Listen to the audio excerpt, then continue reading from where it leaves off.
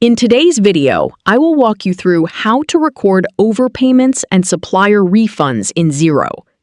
To begin, go to the Home dashboard in Xero. From there, locate the Reconcile button.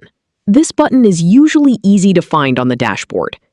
Click on it to open the reconciliation page, where your transactions are waiting to be matched with your bank statement. This is where you'll identify the transaction that needs to be recorded as an overpayment. Once you're on the reconciliation page, review the list of transactions carefully. Look for the transaction you've identified as an overpayment. Take your time to make sure you've selected the correct one before making any changes. After you've found the transaction, click the Edit Details link. This will open the transaction so you can update its information.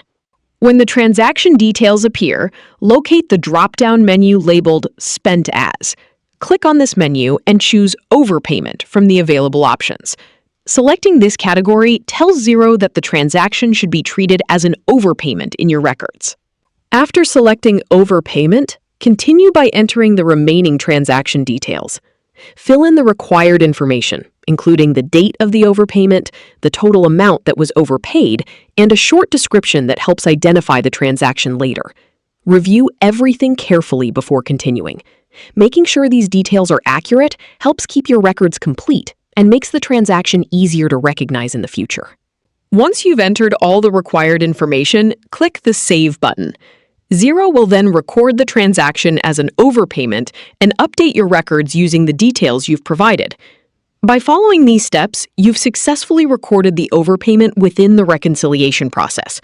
Recording transactions this way helps ensure your accounting records reflect the correct information and keeps your financial data organized.